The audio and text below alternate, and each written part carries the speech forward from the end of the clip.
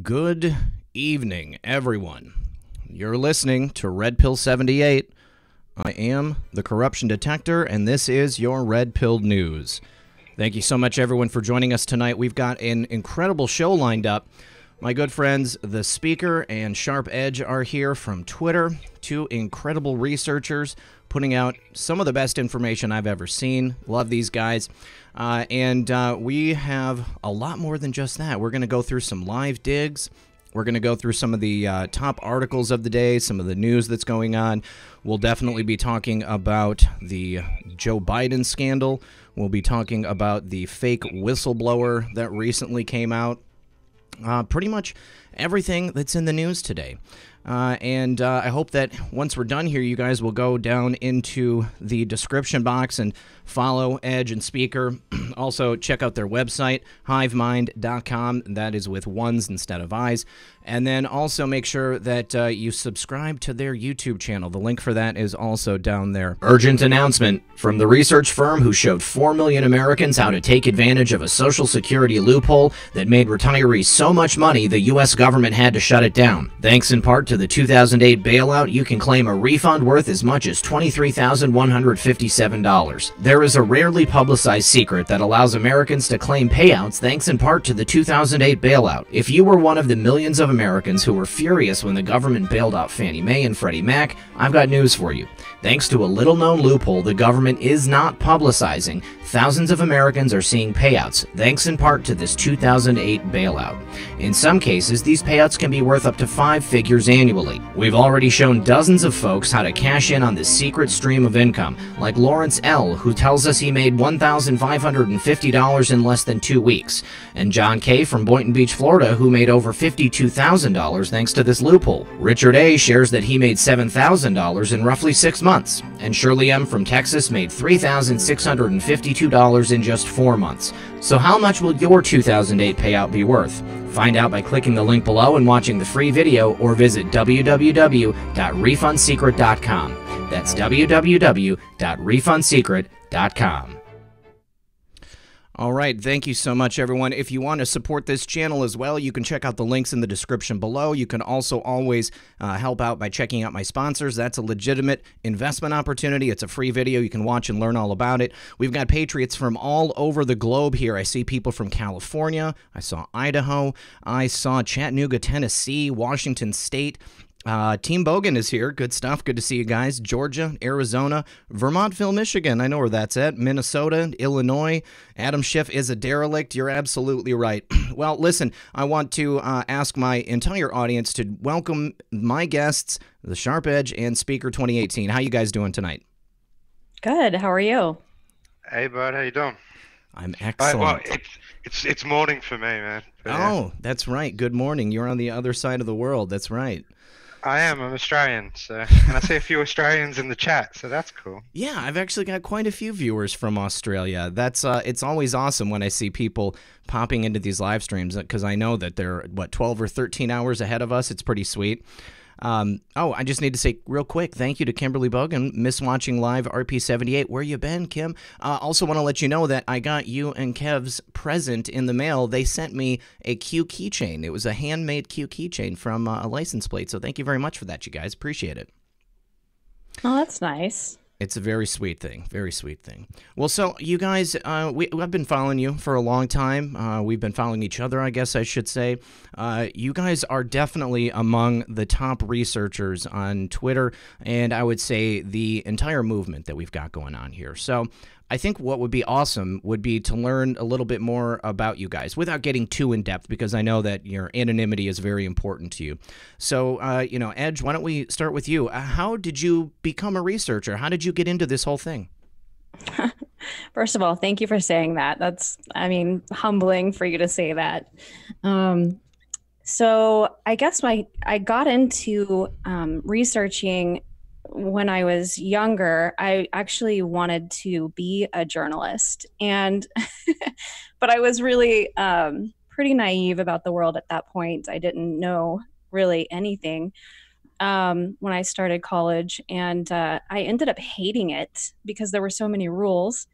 and just really restrictive on my writing. So I switched to marketing, and I had absolutely no idea what I was going to be doing later in life. But I always loved reading and writing. I didn't really start my awakening until about like 5 or 6 years ago. And that was totally accidental. And it's been kind of a process, these whole 5, 6 years of waking up. It started actually, I found out my grandfather had a Freemason ring, and he had passed away. And I just wanted to know more about my grandfather. So I just started researching into his affiliation with them. He grew up in this little small town, lived there his whole life, and there was just like one Masonic lodge in this little town.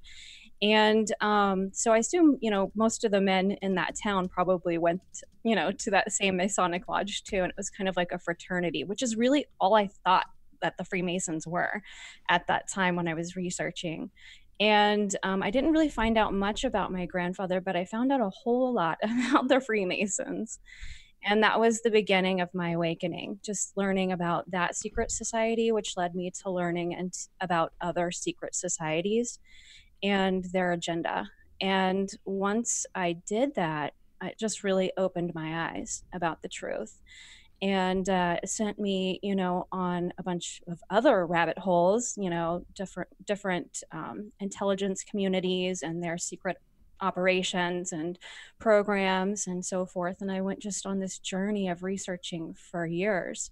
And it was a pretty lonely time because I had been just this, normal person, and I had like a certain lifestyle and image and all of these things, right? And then when I started going in deep into this research, it just really shifted my priorities, and all those superficial things just really didn't matter to me anymore. And it probably, to everybody I had projected this image to, it probably looked like I was going nuts because I just stopped caring about any of those things. Sure.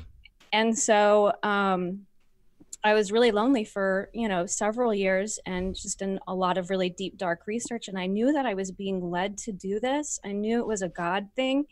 I just didn't understand why. And it wasn't until when Trump was elected, which I didn't think was going to happen. I was totally shocked when that happened. And it wasn't because I didn't think the people were behind him, but I just knew how much they needed Hillary to win, and in order to complete their plans. And I also knew how the election was rigged, and I just thought it was miraculous that he overcame those things and against all odds. Yes. And so I knew that was a God thing too, and it just really made me feel like we were given this special period of time to like a grace period to be able to open more people's eyes.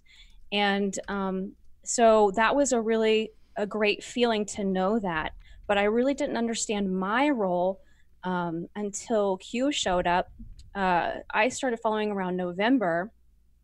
And when Q showed up in October, was it 2017? Mm-hmm. And so I started following that in November. And then I started seeing people coming out of the woodworks and talking about these things that I had been researching all that time. And I realized that we were starting to form a community and speaking out. And that's when it hit me that I had been prepared all those years in research. And it wasn't just about waking myself up. It was about being of service and helping to wake other people up. Amen. And so I started a Twitter account in January 2018. And I've just been going ever since, just doing, threading and posting various things and researching. And, I've started writing articles. And we just recently started a YouTube channel and a podcast and a website. So we're just really trying to grow and expand and reach as many people as possible and get the message out to as many people as we can. Well, I mean, that's about the most important thing. Now, what were you were saying about this being lonely? I mean, that's something I've touched on many times.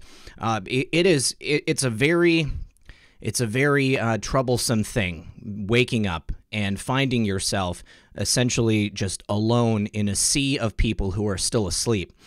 Did you have the experience of trying to maybe help other people wake up around you and getting shot down because they just they hadn't gotten there yet? Absolutely. I did try numerous times, and some people were polite and would entertain my conversation and listen. But I could tell it was most of the time just that deer in the headlights look, or that you're crazy look. Yeah. And I eventually just stopped talking to people in person.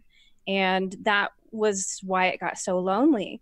But, by going out and doing, talking to people on Twitter and in various other ways, it's really satisfied that need for me to communicate and have that sense of community. It's awesome. It's a really, really good feeling to know you're not alone. I totally agree. And I do want to touch on another thing you said, but real quick, I need to say thank you to Ben Schwagel. He says, hi, Red Pill 78. Space Shot 76 came by Aaron Moffat's channel to ask about the serpent seed. I keep mentioning I'll have to get back with him. Also, in the Aramaic translation of Hebrew text translated back to Hebrew, in a part talking about the lineage of Cain, it lists in Bible code the words serpent seed and Illuminati in Hebrew. These guys are directly connected to the Masonic order. Now, Ben Schwagel has been bringing this up every couple of days. He's been mentioning it in these streams for the last couple of days, both here and then on Space Shot's channel. Are you guys at all familiar with this concept of the serpent seed? It's something to do with the Cain. Direct lineage of Cain and Abel? Yes. Okay. I actually did a thread a long time ago on that. Yeah, Awesome.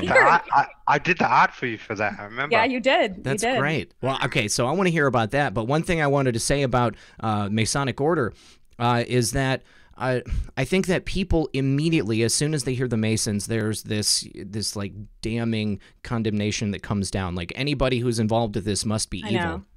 And Yes. I don't think that's the case at all. That third degree Masons, I mean, that's pretty standard. And like you said, a small town, a lot of men will join that fraternal order in order to get that sense of community and to connect with the other guys in the area, so that they can kind of help each other. And I think it's they do a lot of philanthropic work, they do good things, but it's those higher level people. It's like when we're talking about the cabal in general, you've got many people involved in this. It's a huge thing. And the people at the top, those are the people that are the evil ones, and you have to get to a certain level before you're even going to be let in on stuff like that.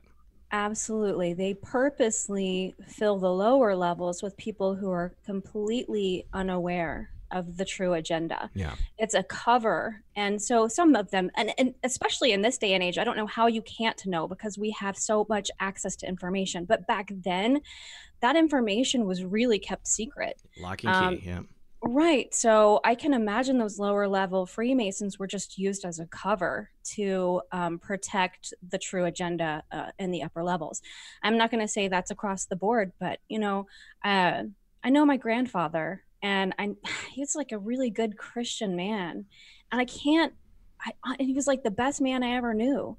So I really can't imagine that he would be a part of something knowingly. Right. That would be so evil. So it's just hard for me to reconcile that, but I guess I just, it's a question that I'll always have in the back of my mind because it's not going to be, I'm not going to be able to answer that. Of course. And people have their own opinions on it. I saw somebody say that all Masons are satanic. It's instantly, but I have known men who were Masons that were clearly good people. They weren't high-level Masons. I've never met a high-level Mason that I knew about. Nobody ever told me that they were. And I would imagine that your grandfather was a wonderful man. Just based upon, your quick memories here about him and the things that you know about him. And I'm sure that your parents, had things to tell you about him as well. But I personally cannot subscribe to the idea that all people of whatever faction it is would be evil. That's like saying to me that all Catholic priests are evil, or that everybody in a certain intelligence agency is evil. I think that people definitely start out with either good or bad intentions, and then potentially along the way they get to a point where they have to make a choice. It's I don't know because I'm not there. I'm not a part of it. Right, exactly. So, I mean that journey that I went on, it started with me learning about my grandfather, but the truth is that was never the intention behind it. I know I was being led, and it wasn't about learning about my grandfather at all. It was about learning about me and my role in this story and what my purpose is. So, I'm thankful for that regardless. Good stuff. Well, I think this is a great time to talk about the serpent seed information because I know a lot of people want to know about it. What can you tell us about it? Well, that I wrote that so long ago. I don't even have it. I can't even pull it up right now. But yeah, so I did some research into that, and it seems definitely plausible that there is truly a lineage of a serpent seed. So if you look back in the earliest texts, it talks about the Nephilim. It talks about the fallen ones, the Watchers that came. That's the Book of Enoch. The Watchers came and descended to Mount Hermon, and then later in the earliest text, I believe in Genesis, they talk about the Nephilim being all across the globe, basically. Basically, they were intermingling with the seed of women, or with women, and they populated the earth, and that was the purpose for the flood. But there were some that survived that, and I think that it was so Noah's son. He had 3 sons, and I think it was Ham.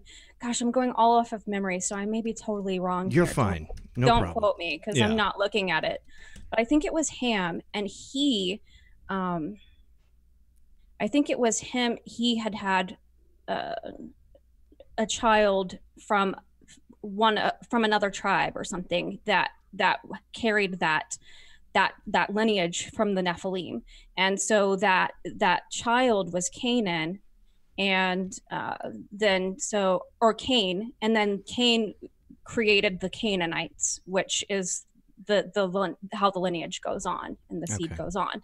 But look, don't quote me here because I'm not looking at it. So. I'm looking for a high level, and I think we just got it, so don't worry about that. Ben Schwagel, something like that. Ben Schwagel said, "I know a few Masons. Some know, some do not know." Like I said, I stop short of casting, a doubt on all people of all things. I think that there are bad people and there are good people involved in everything. I mean, until maybe once you get to like a certain level in the cabal, I think there's probably people working for the wrong team, and they maybe don't even know it. Maybe they might actually have deep convictions based upon the brainwashing that they've induced, things that they've gone through, and they don't really realize it. So, I think that this is all a mission to inform people. We're red pilling people on a daily basis, and you got to think that at one point, every single one of us was without the knowledge that we now have, and I think that this is it's going to be a constant evolution for us.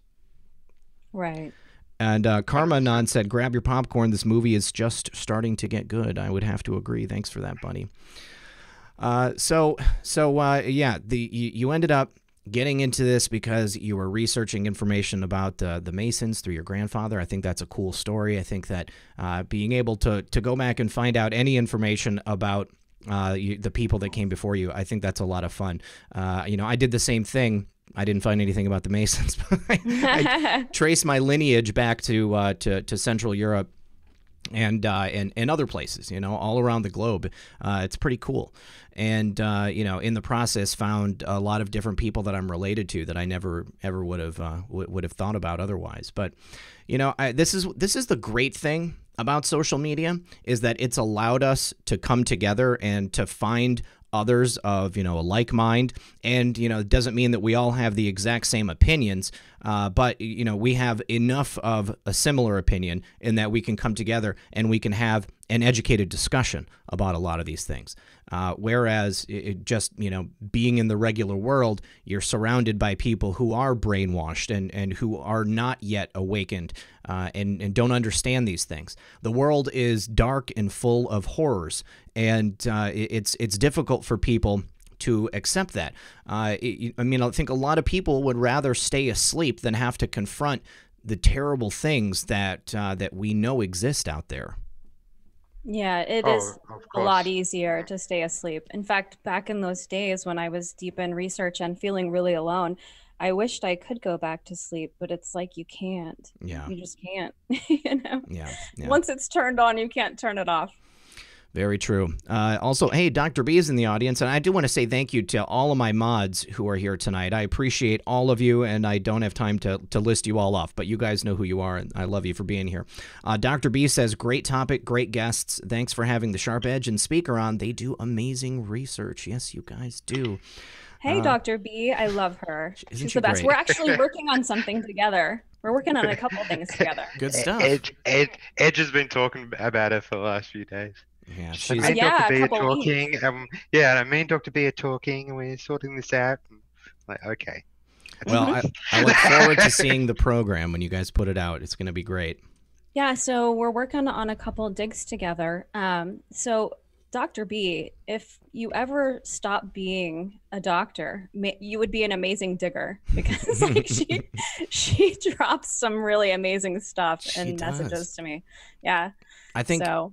but a huge part of that, she can't stop being a doctor because that access is a huge part of the toolkit that she's got going on.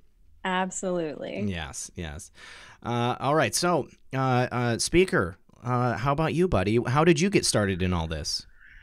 Oh man, we can go deep with me, man. I was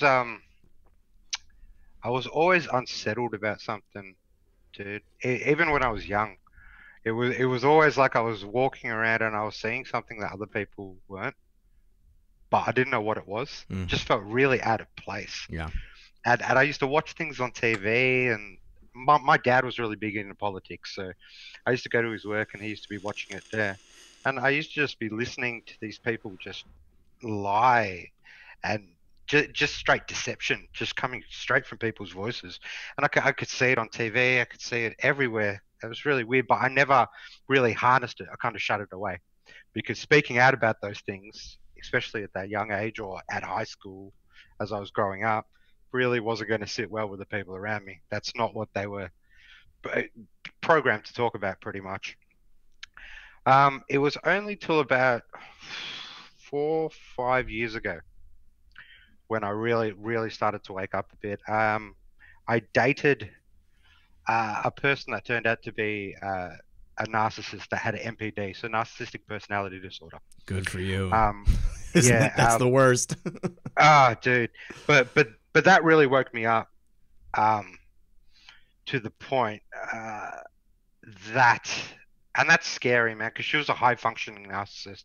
So everything she kind of did, she created a persona just for me. That person wasn't real. Really? It was just to kind of get into my life. I was doing really well in business then. I was me and my brother actually owned a business together. We were traveling overseas working, and she was actually my secretary. Okay. So yeah, so you can see how that kind of fell apart. She like lured me in perfectly. She knew exactly how to set me up, mate. But then after a while, I started to notice things change, like in me personally. I was forgetting things. I was in a fog a lot. And then I started to catch little lies that she was telling me, and I was like, all right, I gotta kind of work out what's going on here. So there's something not right in my life. And one day I was talking to my cousin. I'll go through the full story. I don't mind telling it. I was talking to my cousin, and I just told her what this woman was doing. My cousin was like, yeah, because you better like watch yourself because she could be a narcissist. And I heard that word before, but I didn't research it. I didn't research the disorder behind it, which is MPD. Yeah. And then I heard it on the radio 10 minutes after I talked to my cousin, that word. And I was like, okay, what's going on here? And then I talked to my auntie about 20 minutes after that, who brought it up herself. And I was like, okay, the universe is driving me to research this topic. So I started to dive really deep into MPD and psychopaths, sociopaths, narcissists, and then I really started to work out what I was dealing with. The lies, the gaslighting, a thing that they call coming out of the fog. It's kind of like when you come back to your own reality, because they've been lying to you for so long and you've been believing it. So like I'm sleeping with this person every night and she's just feeding me lies and deceptions and altering my reality of what's true and what's false. And when I caught that, I broke up with her, and then you could really see the demon. Yeah, you know. and because I broke up with her, I broke that false personality that they have, that they think they're all like perfect. And then it was a nightmare, dude. then it was hell. Woe is the person who meets someone with MPD, because they are pathologically good at manipulating people. I mean, it's a huge part of it. They're amazing. Yeah, very, very scary situation to find yourself in, because they won't, they will ruin your life. Okay, if you don't give them the validation that they're looking for, you know, you can kiss things goodbye. I mean, how'd the business end after that? She left. So did I. I couldn't stick. Well, she found a way to turn a lot of people against me, man. Yeah, I'm not surprised. Sorry to hear that. And no, that's okay, man. It's one of those things in life. It brought me to where I am today, so I can't look back and say, you know, that was totally bad. As bad as it was at the time, I'm here now because of that. We go through things for a reason. But the way she turned some people against me blew my mind, like completely shocked me. I had my parents that were like telling me certain stuff. Oh wow! And that was like my parents were like taking her side a little bit, and I was like, how far has she gotten to your heads? Like, that's the my worst. friends, stuff like that. And I was like, are you kidding me? Like, you've known me for 20 years, like beyond that now. Wow. Like, that's incredible. So at that point, I distanced myself from a lot of people. I really shut down, and I really just locked myself away, and it hurt because I had to do a lot of soul searching, and I had to do a lot of searching about why I let that person in.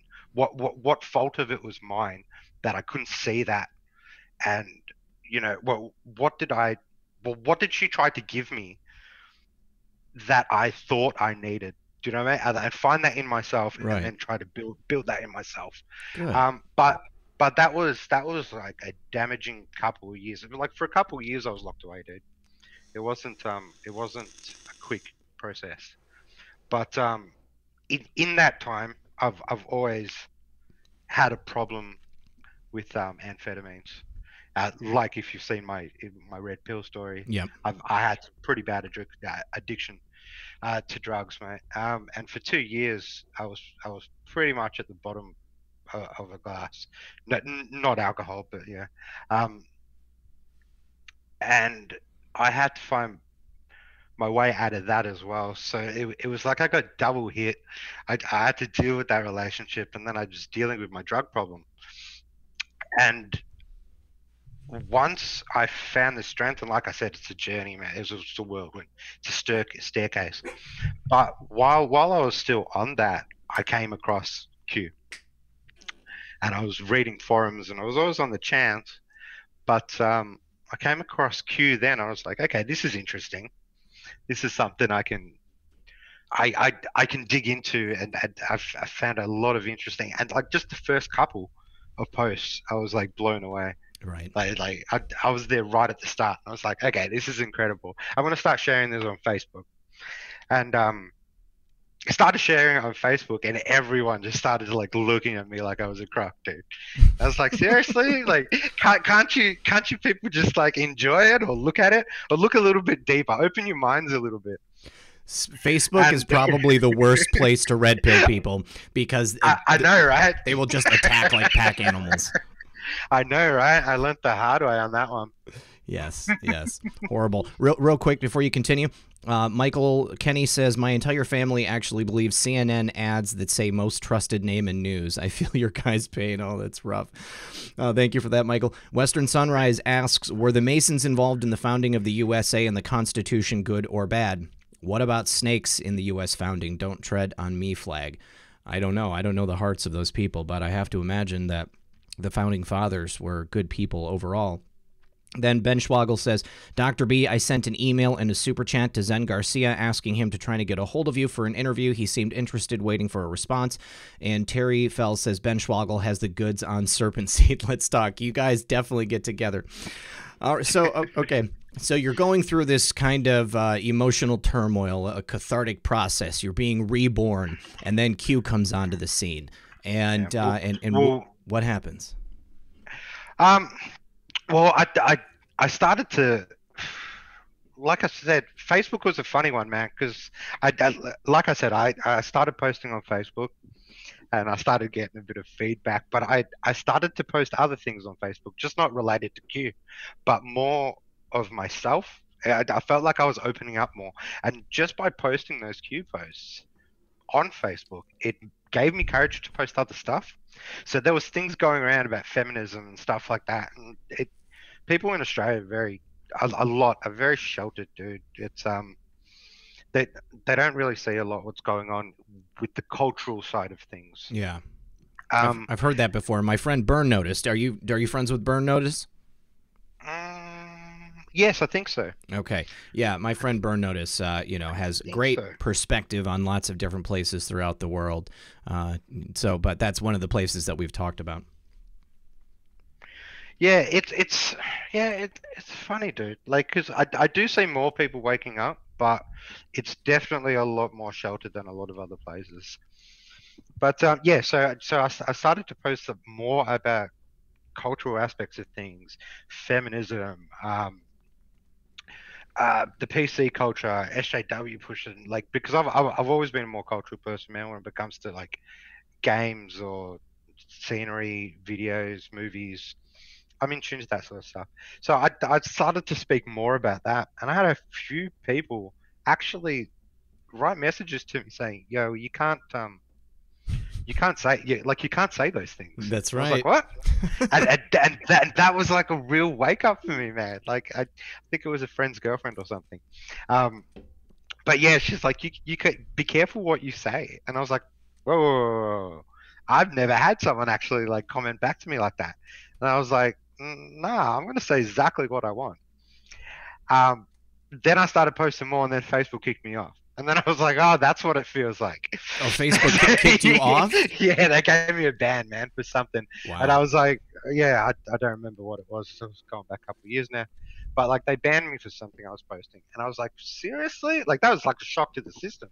I was like, when did this really become like this bad? And I was like, oh, I'm going to go to Twitter. And that was probably the best thing that ever happened to me, getting kicked off Facebook, man. Because like I went to Twitter and I found all these amazing people. Edge being one of them, Corey being another.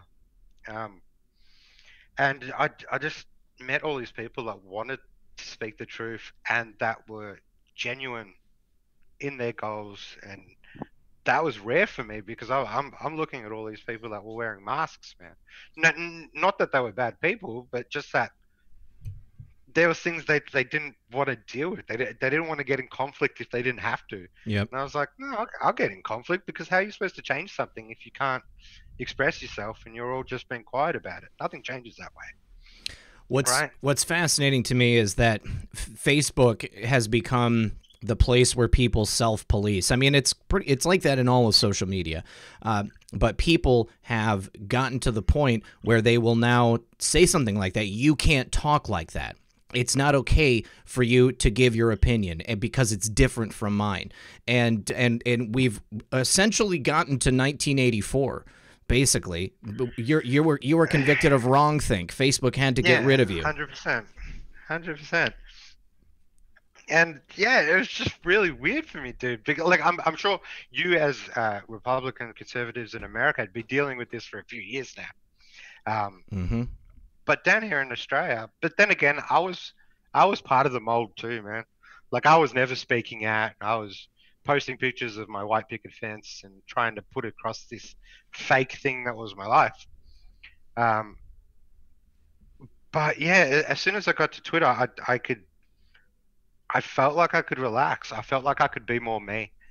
And I yes, there was pushback from other people, but there were so many people talking like I was talking that it became irrelevant. Yes, yes.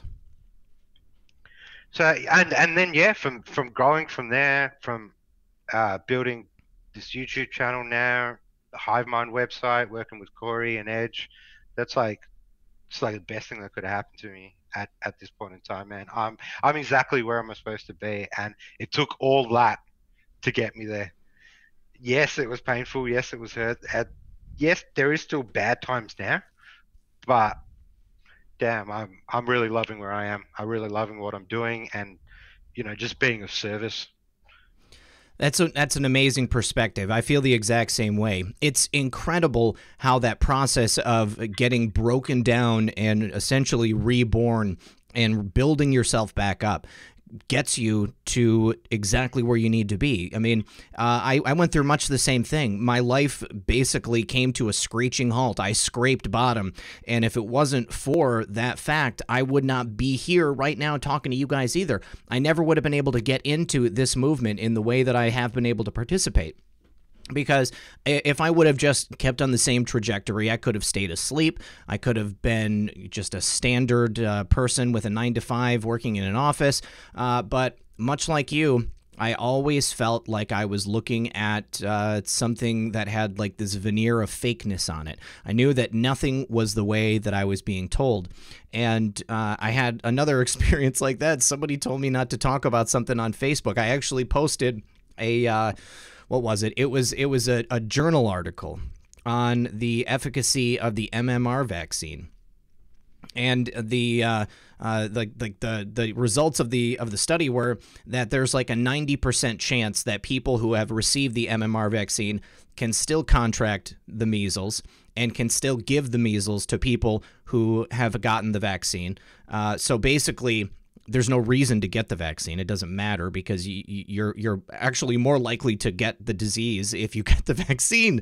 And I posted that, and people were just like, "You're a conspiracy theorist. Why are you even putting that information out? It's people like you. If it wasn't for people like you, we would have beaten the measles." And I'm like, read the article. Okay, this is from the NIH. Do you know what that is? Okay, go look at that. It's a government organization, and they're saying that it is crap. That there's no reason to get the vaccine. I mean, that wasn't their conclusion. That's my conclusion based on the evidence. But I feel like, how can you make an informed opinion unless you are looking at different sides of an issue? Exactly. 100%, right? Yeah, just insane. Well, okay, so that's awesome. And so going through all of these things that we went through, we were able to find each other. We've got 2,200 of our best friends hanging out with us on a Saturday night, talking about the awesome things that we're doing. I feel incredibly blessed. I mean, I'm glad that everything that happened in my life happened the way that it did. And, that's like the smallest, crappiest little thing to every, victorious moment that led me to be able to be here with you guys on the air. And I'm very, very grateful for that. So let's talk about HiveMind, you guys. Tell us about that. Okay, so we started HiveMind, what was it, like a few months ago, Speaker? About 3 months ago now, but we were working on it for a long time before that. Yeah, it was in the works for more than 6 months before we went live with it. But the concept was really just what we wanted to do was showcase other people's work and really bring people to a place where they have a sense of unity within this movement and feel like they're not alone. So that's why we did the Red Pill stories. We have a series of stories where we interview people in the movement where they give their story, so it's relatable. So newly awakening people, when they're going through those dark moments and those moments of feeling alone, they have that sense of community. Also, just kind of a place to share digs and blogs. We want to get some more people on there writing stuff for us. It really wasn't about just, you know, my work or speakers' work. The concept is we want to put other people's work on there eventually. It's still just like newly forming, where it's still in its like baby phase. But yeah, that's definitely the in its infancy. Yeah. So. Yeah, we're still trying to like I said, because it's new. Like me and Edge keep trying different things and like different series. We are trying to find what works for us and what we really love doing. So it's a learning process, but it's a really fun learning process. Yes, it's hard work, and yes, like we try to get as much out as we can for people, but also like just the growth and the learning that's happening between us is, yeah, like I'm just having a ball at the moment. Just figuring out where it's going to go is awesome.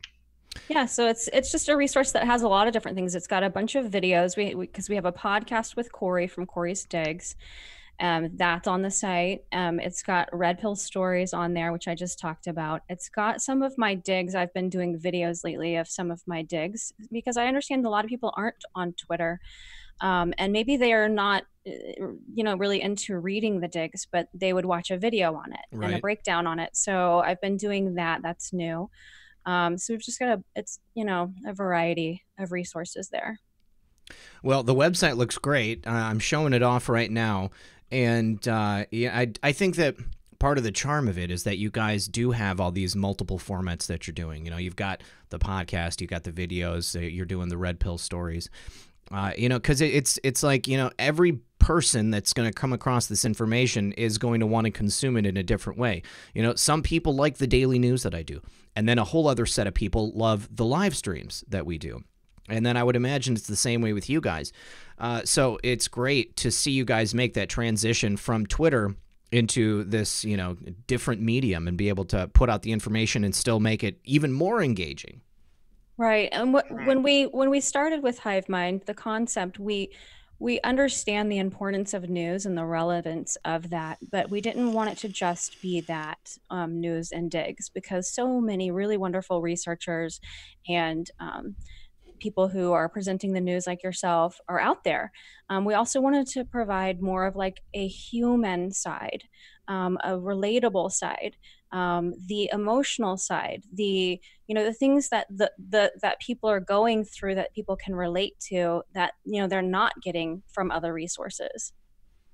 Well, you guys are doing a great job, because it's absolutely lovely. I do love it. Oh, thanks. I appreciate it. No problem. Yeah, we all have interesting skills that we bring to the table. Like you've seen a lot of the digs that Corey does, and she's absolutely amazing.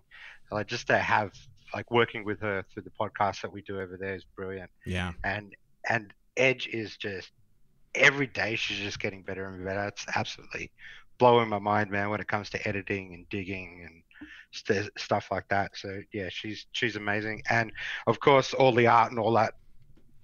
I mean, it's how I first came into the movement. I'm an artist, so all the art for all our stuff's done for me, and I've pretty much just got the personal job of doing all of Corey's and Edge's now.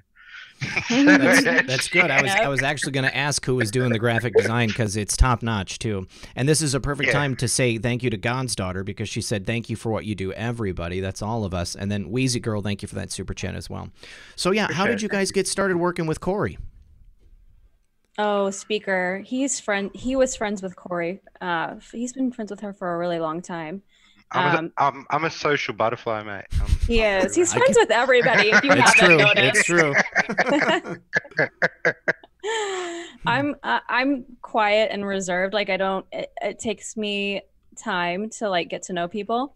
So, but Speaker, he's always out, meeting people. And so him and Corey were tight.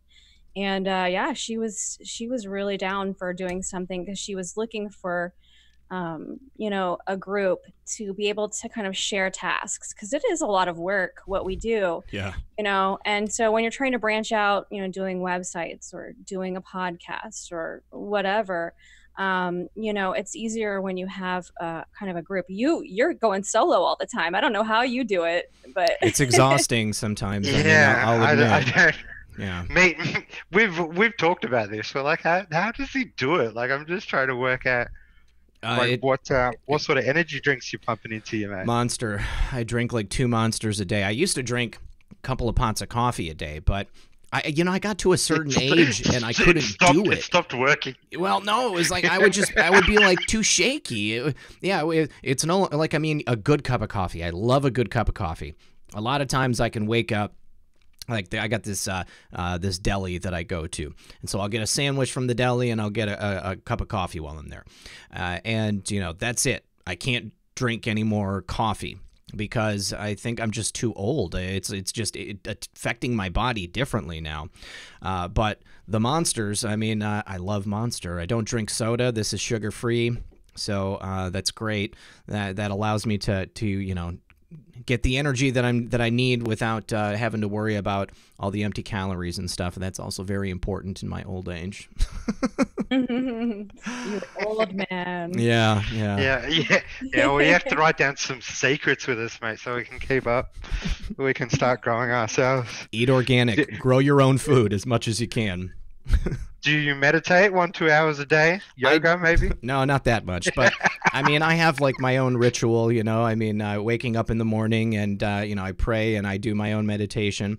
But you know, I don't go for a super long time. But because you know, based upon the way that this works, because I have so much to do, you know, like the research, I've got to do like pre-production of the videos, get everything set up. I got to record, then I got to edit, then I do my own graphic design, put it all out there. I mean, not that it's like super complicated, but I mean, just, you know, composing, you know, graphics, it takes a little bit of time.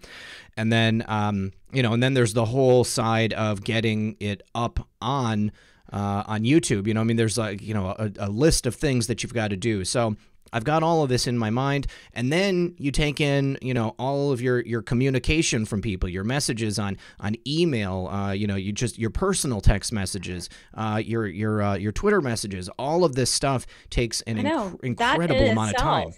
That in itself is incredibly time consuming, and so I feel terrible for people I can't get back to immediately. But yes, it's hard. I think most people understand, but there are some people who don't necessarily understand. Maybe they just don't realize how many messages we're getting.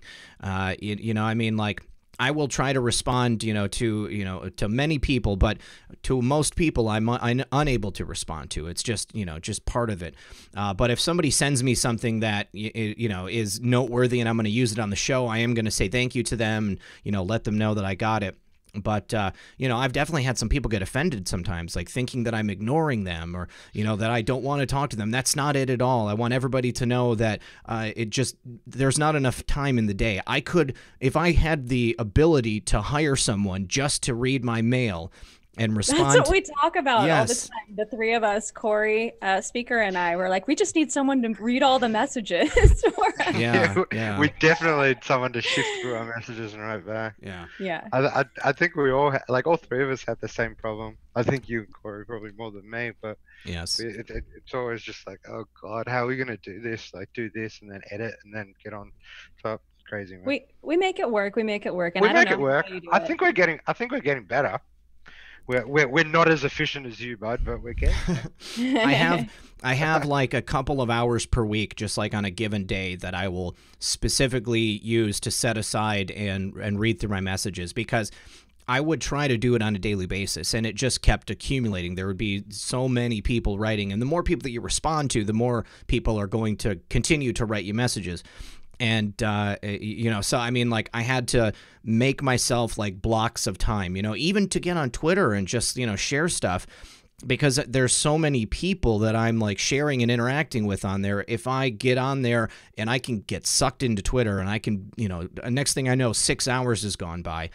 So because, you know, I'm doing this all the time, I have to set aside time for myself to do other things, because I've still got my personal life, you know? Right. Time management is key. Yes, it's very difficult. And yeah, everybody, I knew that somebody was going to say something about the hidden messages in Monster. Yeah, no, I have been made aware of it, and you know, until somebody makes an energy drink that tastes like this, that has angel wings on it, I'm stuck with this. We were talking about this before the show. There are symbolism is everywhere. It's basically in everything. And as a graphic designer, you know that there are certain symbols that are used throughout history because they're recognizable to people. They've already been imprinted in our minds.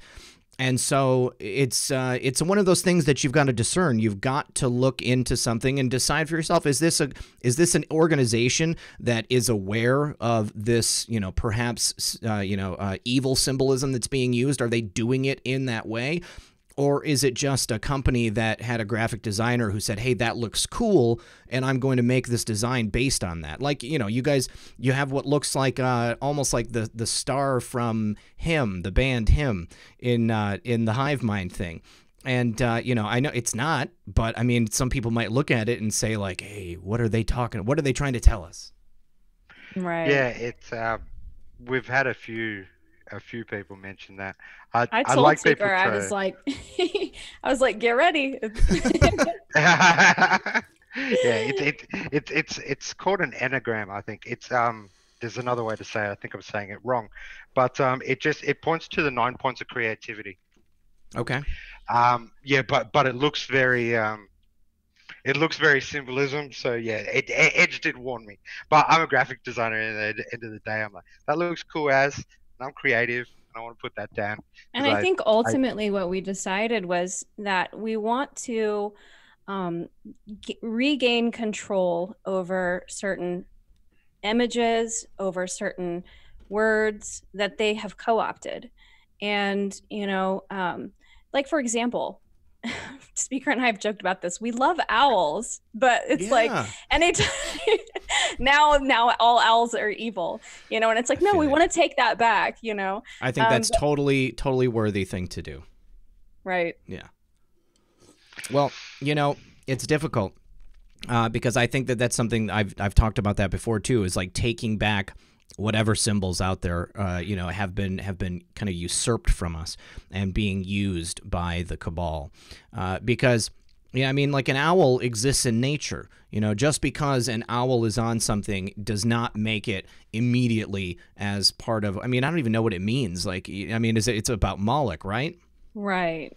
Right. So, yeah. Have you guys found the use of owls in products or in symbols and in like designs that they weren't referencing Moloch? Heaps. Yeah, heaps, man. I guess it's tough to say. I know that there are some that use owls in their, graphic designs, and I really haven't dug into that, so I can't speak from an educated standpoint of whether or not I feel like they were doing it intentionally or if it was just coincidence. But a lot of, I'd say there are legitimate arguments on both sides for some of those cases. Well, 100%. I've actually got a bag with an owl on it now. It's sort of like a trippy owl. That's cool. But That's cool. yeah.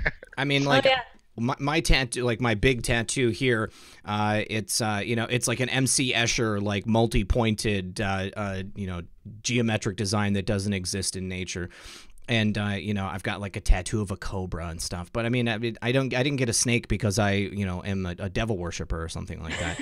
I was given the nickname Cobra years ago, and I don't use it, but it was a joke. It was like a joke in college. And then somebody says the OK symbol is bad. I definitely do not believe that the OK symbol is bad. I think there's probably people out there who use it with the intention of having some hidden symbolism to it. But President Trump giving the OK sign, he's just saying A-OK. Right. I think that what you'll find is that there's pretty much, they'll co-opt or usurp pretty much any symbol for their own meaning and agenda. And so you just have to use discernment on who's using it in that way and who's not, because it's really up to, what their intentions are behind it, Right. Another one is eyes. Eyes are a big one. I think that's pretty obvious when you see the use of that in popular culture, someone covering their eye. Now somebody's going to screen cap that and make a meme and say that I'm Illuminati. but it's obvious. It's probably going to be me, mate. Mate, you've got no idea how many memes I've made, especially for the Q movement. I was definitely one of the major meme makers on 8chan, dude. That's great. Well, that's kind of how I started. That's awesome. Really? That's cool. Yeah, that's how I kind of started, dude. Like, have you ever made like a central repository, like a mega folder?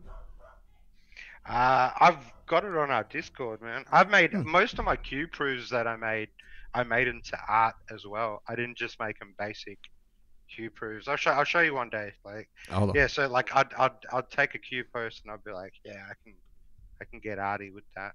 And I'd kind of chuck it in a thing. I'll show you one day, dude. I haven't really showed many people, but it's in our Discord. I would love to see it. Yeah, I used to post them all the time. So, but I just stopped lately. But yeah. Well, one thing, I think it's time I want to get into some of these digs that that you guys have done on the website so that people can see that. Is it okay if we talk about your most recent one, that Humpty Dumpty thread? Yeah, of course. All right, so I'm going to take us to the website. People can see that. So to get to the website, obviously it's h1vem1nd.com.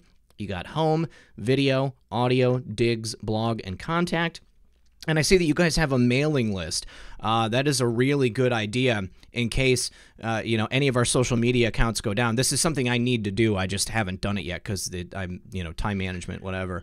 But so you guys can subscribe to HiveMind and get updates. I imagine when you guys post anything, it's probably going to send a notification, or is it only if you're doing like a specific announcement? We're working on that. Yeah, I think the settings are messed up, and there's only certain things that when we post that people are getting notifications for. That's some kind of internal error that we're trying to fix. So okay, now if anybody wants to find the website, the link is always in the description. I've got the links to their Twitter profiles. I've even got Corey's Digs website in there since they've done work with Corey. The YouTube channel is in the description. And a couple more thank yous. Ben Schwagel, Red Pill 78, you need to start taking ashwagandha and maca to counter the adrenal fatigue. Guys in the Army get this problem. I have too. Okay, I will totally look into that. Thank you for the tip. And then United States of Q just said, for the love of Q. Thank you very much. I appreciate that. All right, so I've already pulled up the Humpty Dumpty principle thread right here. So, okay. Ed, you want to take us through it? Sure. I'll give you kind of the nutshell version of it. So I started digging into the Humpty Dumpty Institute because I was first looking into Epstein and his associates. And I wanted to look into, in particular, Mark Epstein, his brother. And so Mark Epstein sits on the board of directors for this Humpty Dumpty Institute. Now, the Humpty Dumpty Institute works really closely with the UN. It's like a UN-backed nonprofit. And they also work really closely with the US Congress and the US State Department. And I found the name really bizarre. What is this about? What's the name all about? We all know the fairy tale of Humpty Dumpty. And so their whole idea is putting the pieces back together again. But it seems to me, based off of the UN's 2030 agenda, and they're really more interested in transforming the world. And so I think that this institute really is like an arm of the UN that helps to do that. They do humanitarian work. And it seems to be focused a lot on Asia and the Middle East and also Haiti. They work with a lot of other organizations like the Red Cross of China, and not just them, but that's just one for example. And they do work with children, but it's not exclusive to that. But I started seeing some red flags and started wanting to dig deeper, especially with Mark Epstein on the board of directors there. It made me curious as to why he would be needed on this board of directors. What kind of benefit could he offer these people? Real quick, before we keep going, do we know much about Mark besides the fact that he's Jeffrey's brother? Yeah, there have been some other connections. He owns some real estate that is really closely connected to Epstein and his dealings. Like he housed a lot of Epstein's associates. And so it seems like there's a lot of intermingling there between Mark Epstein's businesses and Jeffrey Epstein. So Okay. lots of things, and I actually I've seen some people dig into Mark Epstein's real estate, but I might do a thread on that or a dig on that because if people don't know already. I thought that was pretty well covered already, so I didn't go that route. I just kind of assumed that maybe Mark acted as a cover for some of the things that Jeffrey wanted to do. I mean, just the idea, because he's his brother, obviously they're going to be very close. He can probably trust him with things that you couldn't trust with somebody else. And it would allow him to maybe do things that he doesn't want to have his name directly attached to. I find it very interesting, the name, the Humpty Dumpty Institute, considering the egg connotation that we've learned about Jeffrey's personal anatomy. If you don't know what that, if you guys don't know what that is, go ahead and search it on Google. You'll find something about it. I'm sure they will. Yeah, it is very curious. So I wanted to look further and to see if there were any other connections with this Humpty Dumpty Institute that relate to Epstein. And I found a few things that were pretty curious and interesting.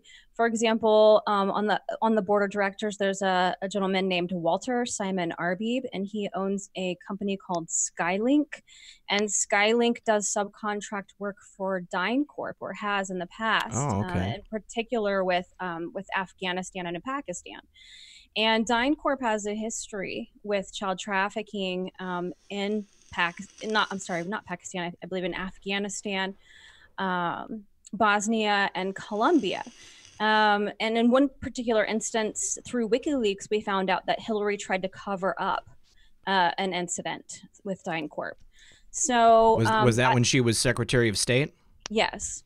Okay. So found that connection interesting, and it goes a little deeper than that. And maybe you've heard this because I know this, Anons dug this up a while back, but Epstein had a helicopter with the same tail number as a State Department helicopter owned through DynCorp. I did hear that. That was coming and going out of Zorro Ranch. And so I found that quite curious. There's another member of the board of directors. Her name's Jennifer Diamond, and her husband, Bob Diamond, was the CEO of Barclays. And so I've dug a lot into Jeffrey Epstein's financial past. And he was really close to a guy named Jess Staley. And Jess Staley used to be the CEO of JP Morgan, but then when Bob Diamond of Barclays got pushed out of Barclays amid a LIBOR rigging scandal, it was reported in the media that Jeffrey Epstein was the actual person who put the new CEO in Barclays, and that was Jess Staley, who is in his little black book. Oh, wow. So it seems like there's that connection as well, and it makes me curious as to maybe if Epstein was involved in this LIBOR rigging scandal. I don't have any information on that, but it seems consistent with Epstein's past. He's been involved in a lot of Ponzi schemes. So then there's this the co-founder of the Humpty Dumpty Institute. She's got connections to Cooper Union, and both Epstein and Jeffrey Epstein and Mark Epstein have connections to Cooper Union. And I think there's some shady stuff going on in Cooper Union too that I need to dig into, because this Cooper Union keeps coming back. Now, when you go through, I'm sorry, what is Cooper Union? Cooper Union is a school that Epstein dropped out of right before he started teaching at Dalton School. And then Mark Epstein later sat on the board of Cooper Union. And there was some sort of scandal that involved his resignation. And he was basically remembered as being intimately involved in some of Cooper Union's worst decisions. Okay. So that needs more digging into, but there's a Cooper Union connection that links them. And this co-founder of the Humpty Dumpty Institute is really close with, Huba Abedin and Hillary. She, in fact, when the whole Wiener laptop thing blew up, and there was the FBI reopened an investigation, like just a few days later, Huma was at the home of this co-founder of the Humpty Dumpty Institute doing a fundraiser for Hillary. So it just seems like they really have close connections. But when you look at the Congressional Advisory Board, that's when you start seeing some more red flags, because look who sits on the advisory board. Al Green, Sheila Jackson Lee, Adam Schiff, Debbie Wasserman Schultz, Maxine Waters. All the favorites. And that's when you go, okay, there's something going on here. Yes, very interesting. Yeah. So, but also when I started digging into some of the other congressional members, especially with Debbie Wasserman Schultz, because she was involved in this whole Imran Awan scandal. Imran Awan had unauthorized access to congressional data. And so there are 7 members on this congressional board of the Humpty Dumpty Institute that were involved in that, because there were 44 House Dems who had hired Imran Awan and his family, and they had alleged unauthorized access to congressional data. And a couple of those members were like key players in the Imran Awan scandal. For example, this, what's his name? Andre Carson, right? Yeah. So he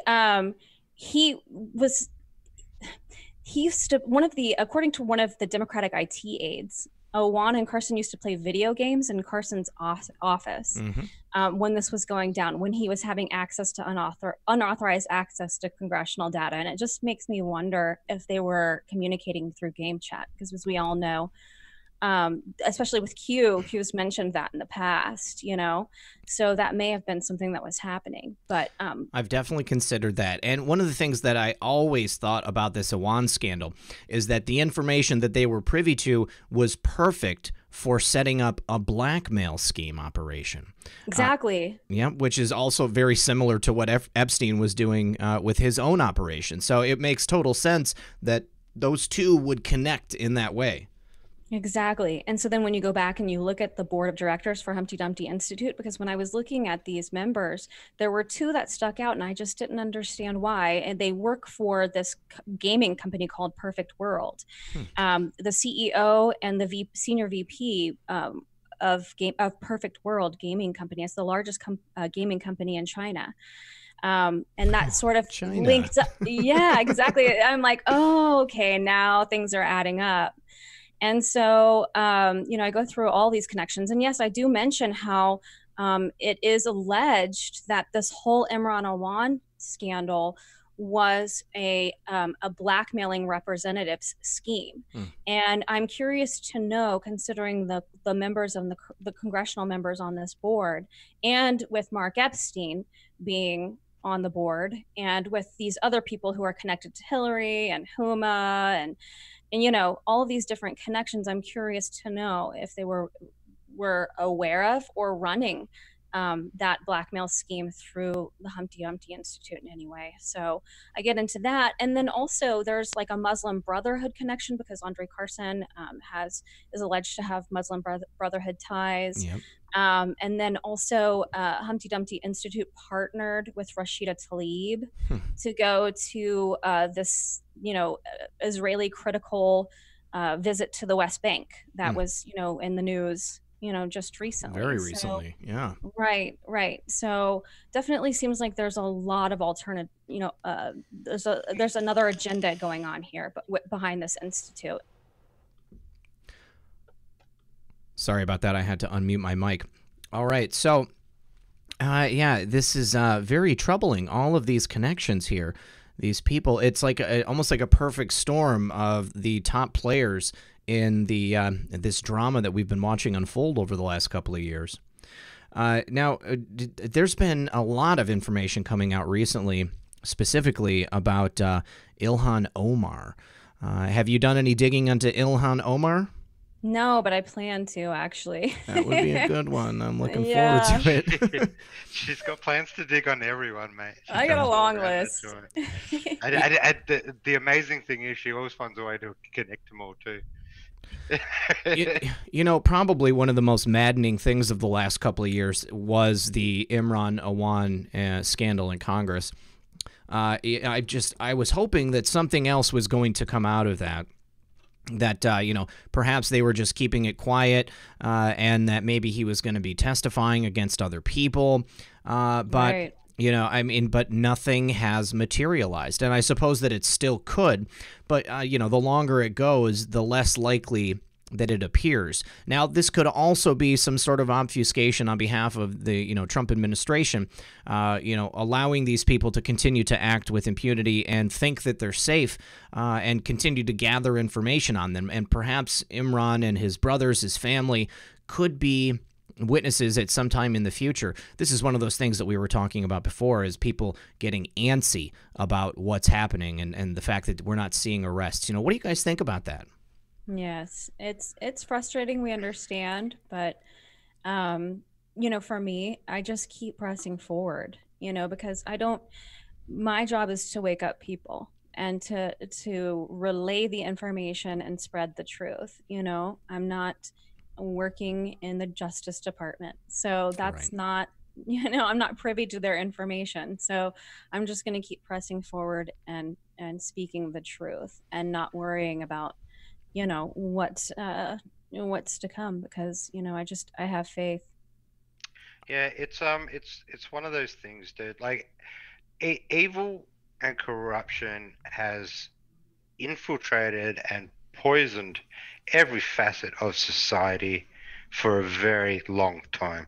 Like, you're talking about decades here, I'd right? say centuries. You know? Yeah, Yes. let's go that. You're not wrong.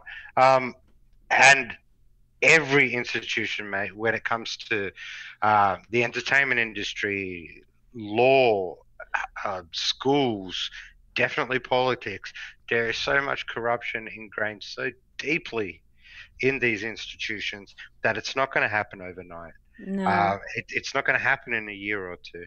You know, we are for a long fight here, and it's gonna take time.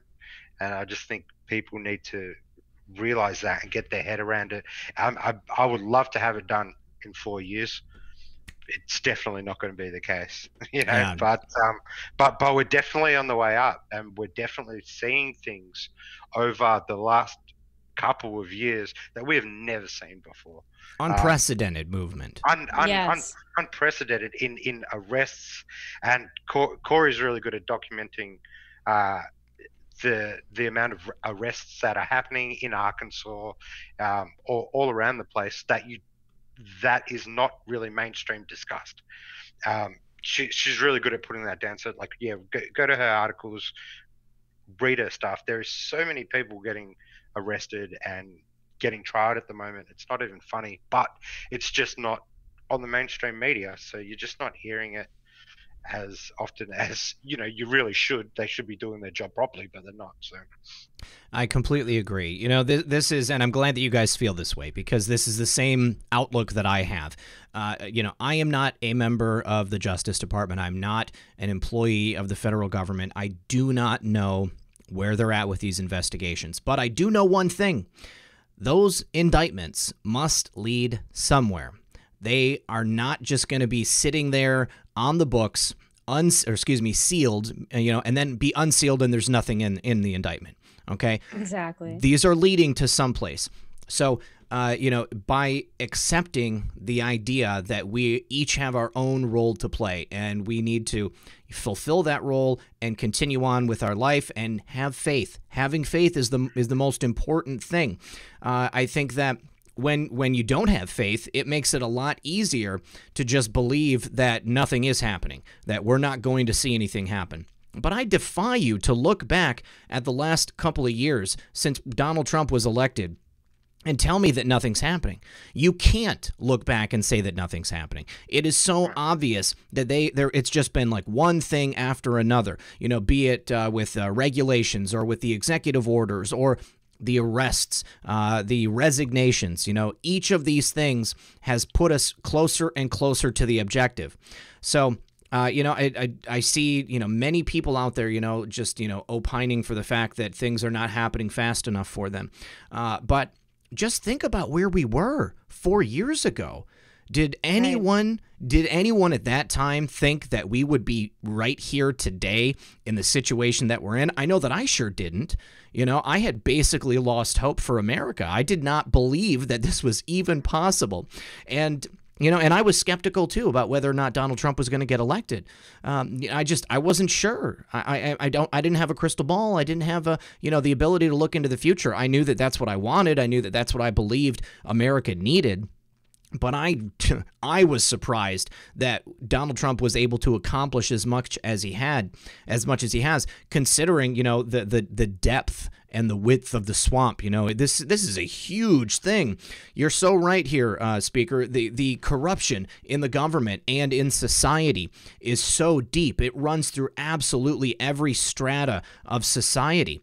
And to be able to go through and undo that, even just a little bit, people start seeing the writing on the wall. They realize that it's no longer business as usual. They are no longer going to be able to just, rape and pillage America and think that they're going to be, continuing to get away with it.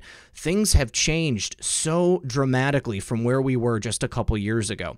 And that is absolutely incredible to me. Things are happening, but the wheels of justice turn slowly. They do. Every single day and every single week, though, I'm seeing arrests of child traffickers, pedophiles, drug traffickers, and people committing massive, massive multi-million-dollar fraud schemes in Medicare, Medicaid, all of these different government programs. So they are rooting out the corruption, guys. It just takes a long time because it's everywhere. It's massive. It is massive, Yeah, and it does get uneasy, man. Like, cause some days I get really upset. I'll get really frustrated about other things and certain things that are going on. And in that time, when I get like that, I have taught myself to kind of stay off Twitter for a bit. Yeah.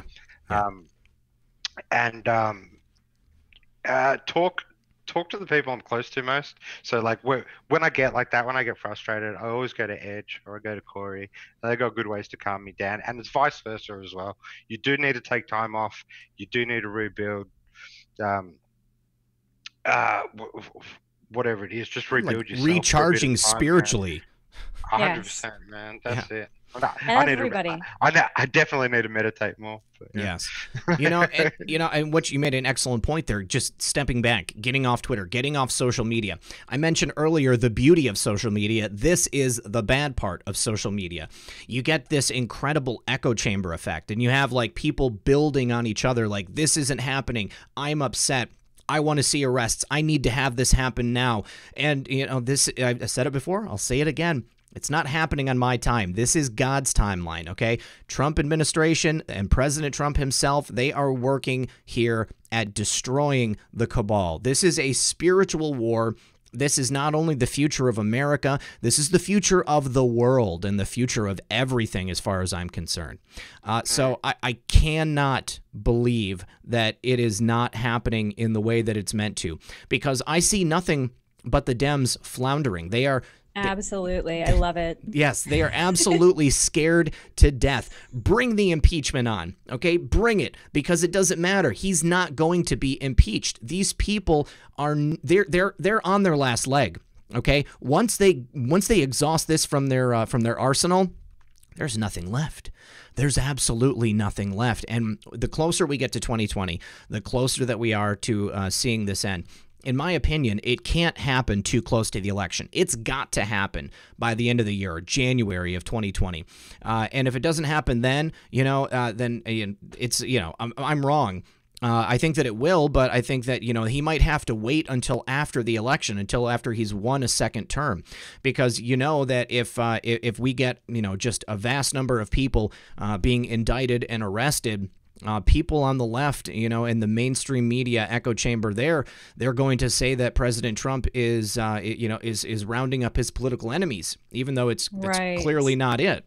Why do you think they all run for office? Yeah, protection. Yeah, well, we got told that, man. It was interesting what you said before, man. That it's a battle for the world. Because I get this question a lot from other people when they find out that I'm Australian and how much I actually know about America and work for American politics. People kind of find it strange, and they always kind of ask me, why do you do it? Why do you give so much time? And why are you so invested in it? Because the truth of the matter is, America is a beacon of light for the world. Yes. That has to be the point. If America falls, the world will follow, and people need to understand that. Why I decided to do that is because why wouldn't I go straight to the source, and why wouldn't I go straight to the main battlefield that's happening? And it's happening where you are. America is the front lines, so why wouldn't I be on it, right? Right. I need to do a couple of quick thank yous. Ben Schwagel said, so I joined the video Aaron Moffat made on Serpent Seed, described what Zen Garcia speaks about, gave some predictions. Please watch it for more info. I promise you, Ben Schwagel, I will, and we'll talk about it on the channel. Maybe we'll have Aaron back to talk about it. Cynthia Papa says, quite frankly, read a letter on his show last night, and Tracy Beans did a thread from the same person tonight about what's coming. Indictments are coming. I absolutely believe it, and I have a lot of respect for Frank. Tracy does a lot of great work, too, so I'll check that out. Stealth Bomber says, look at the good happening around the world. Absolutely. This goes back to what we were saying earlier. You can't look around and tell me that the cabal is not being taken down at this time. If you don't believe that, then there's, I'm sorry, I can't do anything for you. There are some people who will absolutely need to see a perp walk going on before they believe that anything has been happening. But once it does, thank you. Welcome to the club, back on the Trump train. And then Ben Schwagel says, what if Pence gets arrested, then Trump chooses Hillary as VP, then the Simpsons prediction comes true? My thought was spring 2021, bad stuff 2024 end. I cannot believe that President Trump will choose Hillary Clinton as a VP. What do you guys think about that? That's a great line there, buddy. Ben Schwagel, I appreciate it. But yeah, I think that this is one of those things people bring up a lot, is the predictive programming that we've seen in things like The Simpsons. Yeah. Even just recently with Greta giving President Trump that scowl from behind him. There's a clip from The Simpsons where Lisa is doing the same thing. Yes, it's so bizarre. That trips me out. It does. It's absolutely incredible. Well, here's an example. Here's an example of something actually taking place, and I want to know what you guys think about it. And I think that, yeah, Tom Fitton for VP, I can get behind that all day. But it's been released that Attorney General Bill Barr is in Italy on official business. It's one of the countries that are involved in Spygate. What do you guys think that Attorney General Bill Barr is doing in Italy? I know what I think. Yeah, he's getting to the bottom of it for sure. Exactly. President Trump has been meeting with all of the new heads of state in all of these countries involved in Spygate. That he talked to Zelensky about CrowdStrike, about the Biden situation, and I'm sure that he talked to the new PM of Australia. I'm sure he talked to Boris Johnson about it. I know that he's spoken with the Prime Minister of Italy, and now we've got Bill Barr actually there. That's where Mifsud is hiding out. That's right. Where they ran a lot of these operations. The thing about it is that people have been conditioned to see this stuff play out in the mainstream media because the Dems and the left play dirty. They try things in the court of public opinion. They're not trying it in a court of law, as we're supposed to, but that's where we're going to see these things take place. Right. They're not going to show their hand until they're ready to play. Exactly. They're not going to give away any information. We have to just be patient and let the investigation proceed. I completely agree. See, they're not like the Dems in the sense that, like I said before, they're not going to. The Dems like to put everything out in the public, man, and it's pretty much that's what they work on and that's what they believe. But once you get down to the nitty gritty, it's going to be facts, and it's going to be by the law. It's going to be by the books. Yeah, because the thing about the Dems, like Adam Schiff in the hearing the other day, reading a script which was his interpretation of the call with Zelensky, absolute fiction, but he read it in a hearing in Congress. So there's enough people out there. You tell a lie early enough and often enough, and it becomes the truth. Okay, so that's what Adam Schiff and the other people in the Democratic Party are hoping that will happen. They put out misinformation. You know, how many times did Adam Schiff tell us that he had direct knowledge from the Mueller investigation of Russian collusion? Absolute lie. Didn't exist. But he said it over and over and over again. So you have a lot of people out there who see that and they're like, oh, Trump's done. Trump's sunk. This is it. Your boy's going to go to prison. Your boy's going to get impeached. And every time I'd be like, just keep watching. Okay. This is a movie. You guys, this is not the truth. This is not what's happening. You are watching a scripted event. And, for those people, I don't know that they're ever going to come around until they themselves see the people that they have, held up as heroes actually doing the perp walk themselves. And I think what's really important is that people like us are going to be here when that happens to help those people work through it. Because I know, and we've already talked about it tonight, that traumatic event of becoming red-pilled, of actually opening your mind and realizing how much you've been lied to. And it's going to be dependent upon us. We are the new media. We've got to show these people what actually has been going on, because they're going to have to retroactively go back and figure out what's actually been taking place this entire time. Right. And, I was curious about the timing of things and how long these investigations take. And so I did a study just for myself on RICO and how that was used to take down the mafia bosses in New York through Giuliani. Giuliani was the prosecutor there.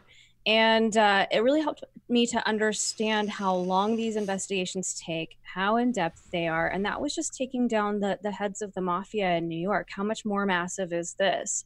So, and they had about the same size staff, just working for taking down the New York mafia mob bosses. So I'm just, Are you talking about Huber and Durham? Yeah, exactly. Okay. And, and it took them a couple of years, to investigate. But really the backstory was, 10-year plus investigation, because they had, people infiltrate the mob that gave them information. They had informants, for years that helped them, that they wouldn't have been able to move forward with indictments during that time. So, it just takes a long time to gather that information and that evidence to make a rock solid case. That's exactly it. They have to make a rock solid case, because they're only going to have one shot at this. 100% what I was just going to say. You just read my mind, man. Yeah, you've got one chance to take them all down. And if you're going to go for a kill shot, you better kill them. Yeah, they're going to have to do it right away. I just need to give a couple of quick thank yous. Robert Gates says, stress plus rest equals growth. Go hard, then recharge. Everything is fear versus faith. Make the right choice. Have fun. Love y'all. Talk soon. RP78. Thank you, Bob. Appreciate that, buddy. Trisha Wynn says, glad I finally caught a live stream. Love you, RP78. I'm glad you caught this one, because it's going great. I gotta love it. And then Georgia Peach says, thank you, guys. Really enjoyed this show tonight. God bless. Thank you, Georgia Peach. I appreciate that, my friend. Thank you. Yeah, so, it's too much of a coincidence for anybody who's taking a look at the fact that Bill Barr is in Italy. What reason would the Attorney General of the United States of America need to go to Italy? It's not a position like that. It's not like the Secretary of State. It's not like an ambassador. Okay, the Attorney General it's like the highest law enforcement official in the land. It's like the director of the FBI. That's all we need now is Christopher Wray to go over there too, and I think that might start turning some heads. Right. What do you guys think about Wray? I'm not sure. I'm on the fence. I'm on the fence on that one too. Don't ask me. I don't. I'm on the fence. I will say this. Since Wray took over the position, he went directly and visited every single FBI field office throughout the United States, and there was massive turnover. Okay, he went in and he, physically looked in and saw exactly what was going on in every single office. They had a change of leadership, and then, and this whole time, that's what he's been focused on. So, we've been told to trust Ray. I think that, trusting somebody does not necessarily mean that that they're like, 100% of a good person, or maybe even that they're in on the plan, but that they were put there to fulfill a mission. And we have to trust that that mission will be fulfilled. I think that when Jeff Sessions resigned, he resigned because there was no need for Jeff Sessions to be there anymore. It was time for Barr to come in, and it's time for phase 2 on whatever they have going on at the DOJ that, again, we're not privy to. Right. I see Trump doing that a lot with different members of his staff and administration. They seem to move the board pieces around quite often. And I think that it is based on a specific mission that each of them have. So, they don't seem to always stay around for very long. They're not long at all. Like, Bolton is the recent one. I was just going to say. But like me and Edge have been trying to figure out what sort of plan Trump had in there for him. So right, he didn't seem like a good fit from the beginning. You guys, several people have commented tonight that Ezra Cohen Watnick is a leaker in the White House. Have you guys heard that from anybody? No, I haven't. I am shocked to hear that. Let's see. The most recent news is in regards to the clowns in America triggering of the Trump impeachment probe. Let's talk about that, because that is so obviously a clown operation. You've got 2 clown stenographers who took the notes on the call, who then went and told an agent who was on detail at the White House, so then it could be reported secondhand. And just before it happened, they changed the rules so that whistleblowers don't have to have firsthand information. It can be secondary information. It's so obviously another setup. Yeah. Yeah. How convenient. Ezra Cohen Watnick's an interesting one if it is. What did Trump tell him to blow the whistle? It wouldn't surprise me. That's what I was just thinking, is because by blowing that whistle, putting it out there, it has forced this investigation into Biden.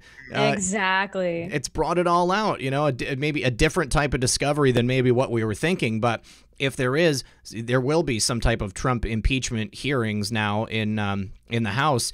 I wouldn't doubt that they will actually go through the process and impeach him, but he won't be convicted in the Senate. So it's nothing to worry about. I hope they do impeach him, honestly, because that's only going to just rev up Republicans and conservatives even more. And either way, they don't have the votes to impeachment doesn't mean removal. And I think a lot of liberals have no idea what impeachment is, to be honest with you. I don't think they have a clue what it means. They think that's the processes that you have to go through. Yeah, exactly. Right? He'll never be removed. They don't have the votes. No. And then I hear that John Brennan is calling for unlimited numbers of deep state spies to use new secretly altered whistleblower complaint form. So basically, John Brennan is calling for people in the government to come up with bogus whistleblower complaints, and they're going to jam Trump up that way, apparently. Well, by this standard, we could all be whistleblowers, because we could just say any kind of hearsay that we want. Yes. Yeah. So he said in a tweet, a reminder to federal officials, there is no limit on the number of individuals who can use the whistleblower statute. If you think you are involved in unlawful activity as a result of a directive from Mr. Trump or someone doing his bidding, now is the time to report it. Absolutely incredible. They are so afraid of the progress that we've made and everything that President Trump is doing. This is a sinking ship. Okay. They're freaking out. It's about the real legitimate ties to the Ukraine with Biden and with the election interference. Yes. Have you done any digs on the Ukraine Biden stuff? Well, yeah. I mean, we just did a podcast on it, and we kind of broke down, the details of that. Not super in depth, but yeah. I think people want to check that out. Yeah, so basically, Joe Biden and his son. So Joe Biden was helping Ukraine to rebuild their government after I think it was destabilized. The legitimate government was destabilized with the help of the intelligence community. So he went over to Ukraine and he was helping them rebuild the government. And in doing so, he had his son placed on the board of a Ukrainian natural gas company. And he had absolutely no experience in the energy sector, correct? Right. Yeah. So, and he also had a really questionable past. Hunter Biden's ex-girlfriend is actually claiming that he spent all of his money on prostitutes and drugs. Yes. And he was also kicked out of the Navy for testing positive for cocaine. Now, not to besmirch anybody who has a drug problem. However, okay. I'll bring this up because I saw a couple of comments before. If anyone's actually interested in my drug story and my recovery, I did make a movie. I did make a short clip of it on HiveMind, which Edge edited for me. So yeah, if you're interested in that process, definitely go to HiveMind and check it out. Yeah, I mean, I think it's important, and I think that the fact that you speak openly about it is very helpful, because addiction knows no bounds, okay? There are so many things out there that I think that they are intentionally putting in our path so that, you know, people will want to numb themselves. People will want to turn themselves off. You know what? I mean, alcohol and, you know, cigarettes, that's very easy. You know, but access to prescription drugs, you know, the booming access to black market drugs like methamphetamines, cocaine, heroin. You know, I've seen so many deaths over the last couple of years. It's been, you know, a really depressing sight. And you know, I think that it has to have something to do with just how difficult it is to live nowadays. For many people, just getting up and trudging through that daily 9 to 5, you know, or trying to pay your bills. It's pretty difficult in today's world. I mean, the Dems and the cabal, I'm not going to say the Dems, the left and the right have destroyed America. And that's really what President Trump is doing, is restoring us to a point where, you know, we'll all be able to survive and thrive, and we'll want to survive and thrive rather than wanting to just shut yourself down and be numb. Right. 100%, man. Life's hard. So, but Hunter totally has no credibility and with being on the board of directors of this Burisma Holdings company, and also with having some private equity firm that got a deal, a $1 billion deal in China. $1.5 billion in China. Just a little bit of money. Yeah, you know, so Joe Biden goes to Ukraine. His son Hunter gets put on this board of the natural gas company. Gets $50,000 a month. That's a lot of hookers and cocaine. And then he goes to China, and then his son is given this deal for $1.5 billion. And it wasn't just Joe Biden, wasn't it? John Kerry's son or his stepson, yes. Chris Hines. Yes. So Chris Hines, which is John Kerry's stepson, or is it stepson? Something like that. Okay. They and Hunter Biden formed Rosemont Seneca. And when Hunter and Joe Biden flew on Air Force Two to China shortly around that time, that private equity firm got the $1.5 billion deal. Actually, they merged. And so that's how they got the $1.5 million deal, is that Rosemont Seneca merged with this Chinese-backed company. Somebody just reminded me that Whitey Bulger's son was also involved in that. Isn't that right? Yes. I heard something about that as well. Yes. It's amazing how all of that comes together, you know? I mean, and so it makes you wonder, and I will go ahead and announce this here. Someone told me, a source told me, that the reason Whitey Bulger was killed was because he was getting ready to spill the beans on Biden, on Joe Biden himself. So they had to kill him. Interesting. More information will be forthcoming, but I think that we need to keep an eye on Biden here in the next week, probably, because the more information that comes out about this, the clearer it is that something untoward took place. And that there were some crimes that were committed, massive corruption. So Joe Biden's electability is tanking as we speak. Yeah, Biden's done, mate. Because like what what the Dems have done with this impeachment is they've also put Biden's case right to the front line, exactly the same as they have with Trump's. Yep. And that's So why I feel like they just played right into the plan. Like, this is checkmate, you know? I feel like this is going to bring down Biden. Trump doesn't mind taking little hits like this. No. If you notice, like Yeah. they don't hurt him that much, and he does them very strategically. If he can get something else, if he can make a trade for it, and in this situation, the trade will be Biden for, these impeachment inquiries. The winner ends up being Trump. Oh, every time. I've said for a long time that Joe Biden was not going to make it to the general, and I think that this has been solidified here in the last week with all of this coming out. I cannot wait to see President Trump and Elizabeth Warren on the debate stage together. What do you guys think about Elizabeth Warren as the Dem frontrunner? Oh, I'm so excited. It's gonna be hilarious. I'm not even gonna watch it, but you guys have fun. I will tell me how that goes down, man. I like my brain cells how they are, so I don't really have a tendency to watch that many debates with different. Anytime President Trump is on the stage, I love it. He's always dropping nuggets of wisdom for us. Also, somebody else had told me that there is a credible threat surrounding the release of the Joker film next weekend. Hang on, let me actually pull up that text message so that I can go through it. Yeah, Warner Brothers kind of stopped doing interviews now, I think. Yeah. There's been a lot of weird reactions to this movie. I think that the social justice machine has come out against it. This is like the personification of white male privilege or whatever. Real quick, Michael Kenny said, so by the new rules, can we all whistleblow on the Clintons and have congressional hearings about it? I think that if we're a government employee, I would actually recommend that anyone who is watching that's a government employee would go ahead and fill out a whistleblower form on the Clintons, because we need to get that investigation going.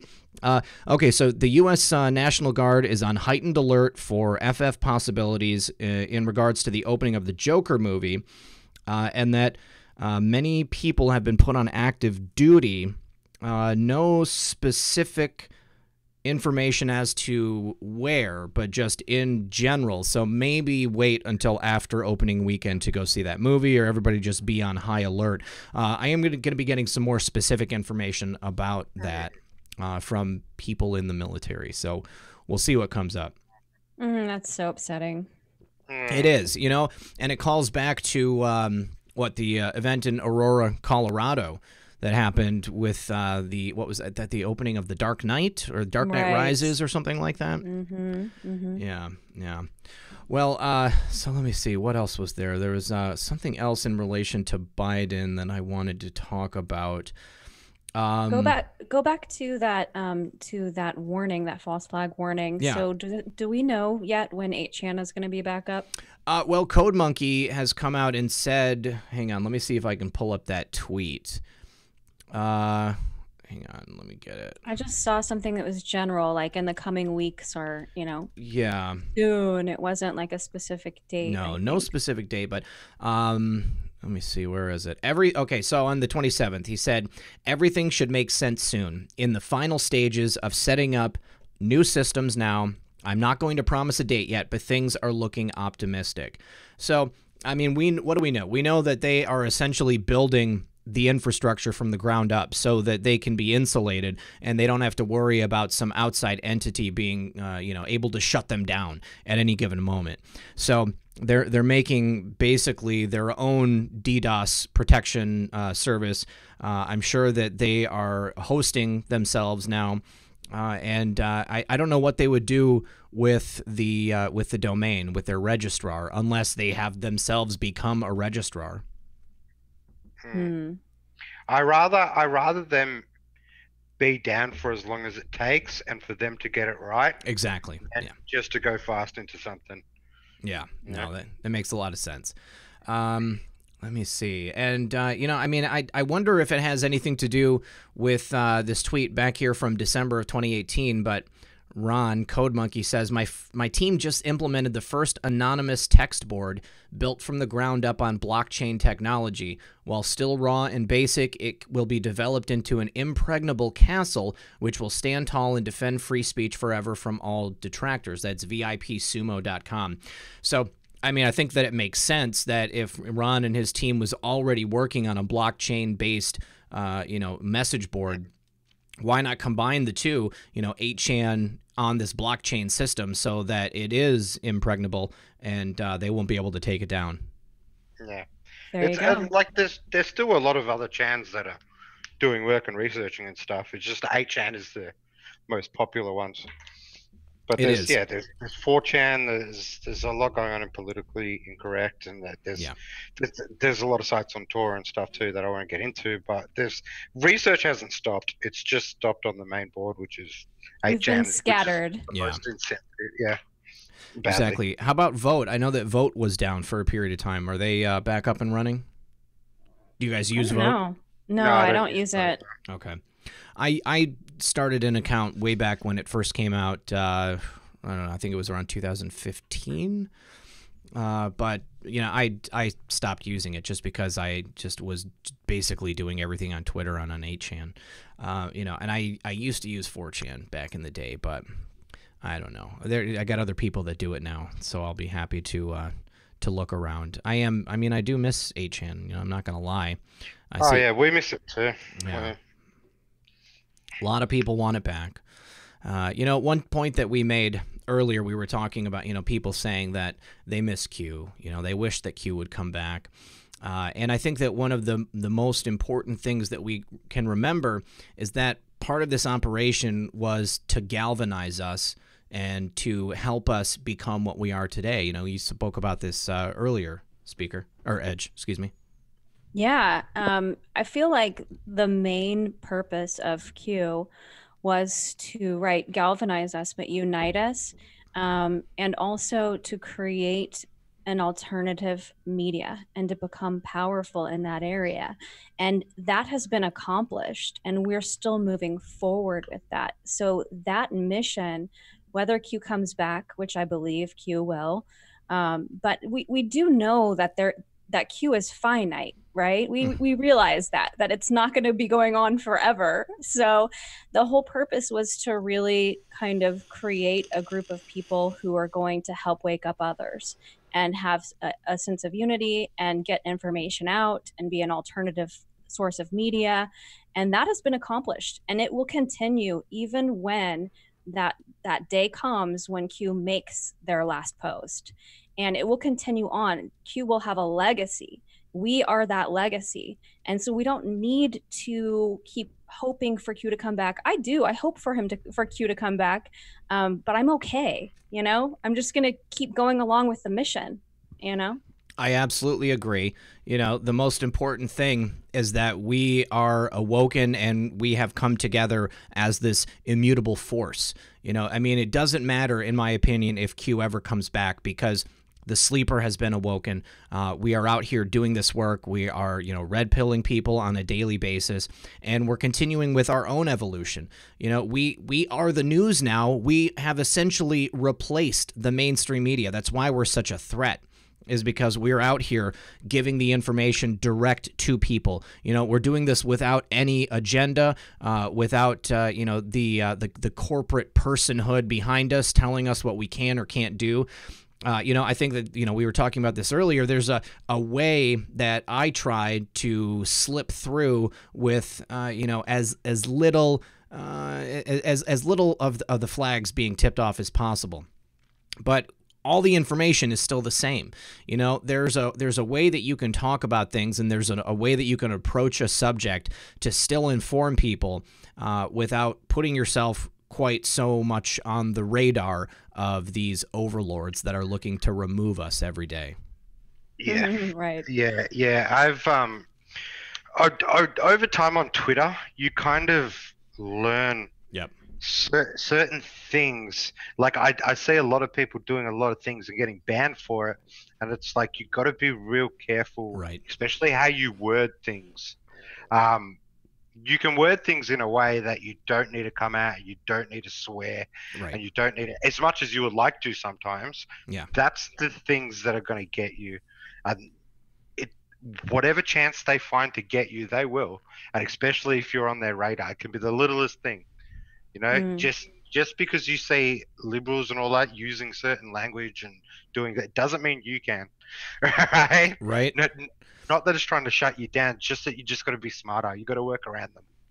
Absolutely. My technique is I don't generally engage the enemy. I usually shine light on and expose them through my digs or my posts or whatever it is, but I don't usually interact or, and I think that's where people get into trouble, is by direct interactions with people from the other side who are against us and what we're trying to, draining the swamp. And when they interact with them in a threatening way or something like that, that's usually going to be something that's going to get you kicked off. Yeah, I stopped fighting now. I stopped fighting with people completely, man. I just let them talk. I never do. Never interact with them. I mean, I've never been suspended from Twitter. I've never been kicked off of Twitter. And I credit that directly to the fact that I don't engage those people.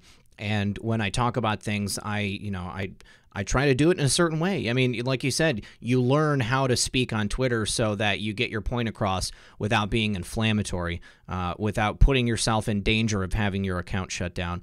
I think that that's really important. I mean, one of the tragic things about social media is that people will find themselves really getting inflammatory because they're behind that veil of anonymity. It's like people can't see me. I'm just going to go all out and I'm going to say whatever it is that I want to say, and it doesn't matter who hears and who gets upset. And we can have free speech without screaming at each other. Yeah, I think that what I want to do is win on the ideas, not by a shout match. Right. And that's what they do. But I want to win on the plane of ideas. And I think that our ideas are winning ideas, so just getting the information out and exposing the corruption. That's my strategy. Absolutely. Absolutely. Real quick, B-Tech Vendetta said, "Thank you for all the hours you guys dedicate to researching and presenting info. I subscribe to Hive Mind. Looks very well organized and informative. Where we go when we go all." That's right. I would. Thank you. Yeah, I want to suggest that everybody watching tonight, make sure that you do subscribe to Hive Mind. Make sure that you also follow Speaker and Edge on Twitter. Again, all of their links can be found in the description below. If everybody would do me a favor, make sure that you like and share this video, because this is a powerful conversation, and I need to rely on everybody watching tonight to help us get this information out there, because we know that there's massive suppression going on. The video was already deranked in the first 10 minutes of the video, and I didn't even think we said anything that was going to get us deranked, but it happened. What did we do? Really? I don't know, but I tend to check every few minutes just to make sure that everything's good, and it was almost immediate, probably as soon as we went live. Maybe we said Q. Oh. It's probably because I'm Australian. There you go. Racist. Racists. Right. It's just been practicing Australian slang. It's been cracking me up. Oh no! Tell me some Australian slang. Tell me some Australian slang. Oh! Speaker taught me what goodbye is. It goodbye? Yeah. Uru. Uru. Uru. Hooroo. Uru. Uru. Hooroo. I told you I was watching an Australian show before the show tonight, and they're from a town called Uranga, something like that. You ever heard of that? Bush. Most towns sound like that, mate. Oh man, I've always wanted to visit Australia. I've ever since I was a small child. Marsupials, all the marsupials that they have down in Australia, wombats and koala bears. Like, oh my God, they're so cute. Or wallaby. There's so many different weird animals down there. I've heard of people having wombats as pets. Have you ever known somebody that had a wombat as a pet? I have.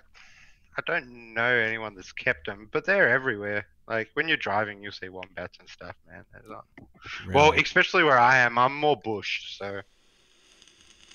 Yeah, you got kangaroos in your backyard. Yes, I do have kangaroos in my backyard. I wake up to roost. No doubt. Do you feed them like corn on the cob or anything like that? No, they're pretty self-sufficient, mate. Well, you know, they don't need me, mate. They rip up my garden and they run away. oh, that sucks. Well, you know, I mean, around here, you know, I mean, where there's deer in America, people will put out like dried corn on the cob, and the deer will eat it. I think it's more like they just want to see deer in their backyard, but I guess you know, there's no need to do that if you just got kangaroos coming up around there. Yeah, heaps of rabbits, heaps of roos. Deers come down every now and then. Depends on the season. What kind of deer do you have there? I don't know. Like whitetail deer, or? I mean, there's probably some Australian deer. It's probably not the same thing as whitetail deer that we have here in North America.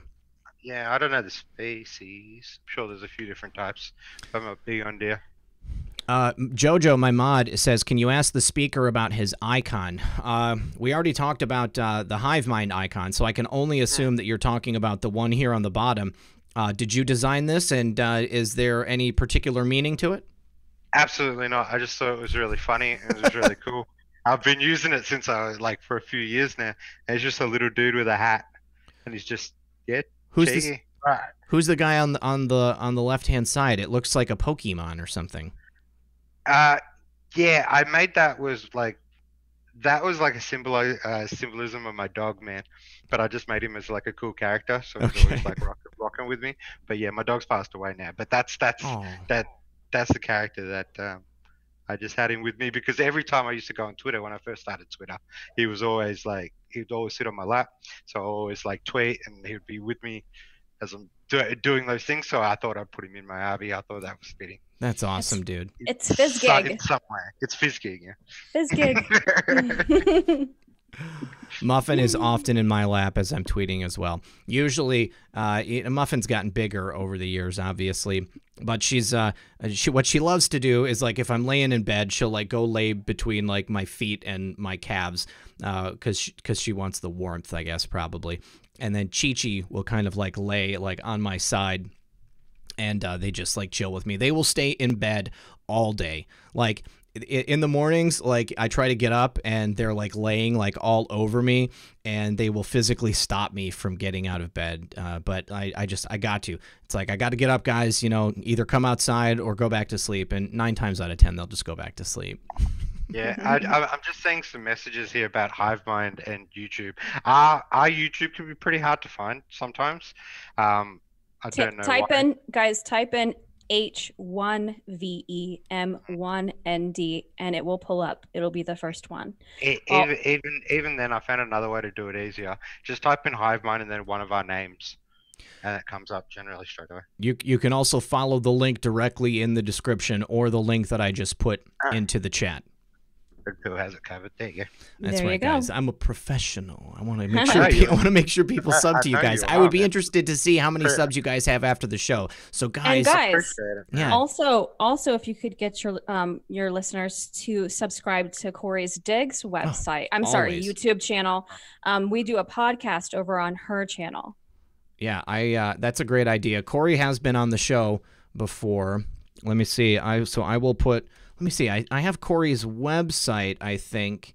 Yeah, I got corysdigs.com, but we will throw the link to Corey's Digs YouTube channel into the description as well, and we will also put it into the chat for everybody. So here you go, guys. Here is Corey's Digs.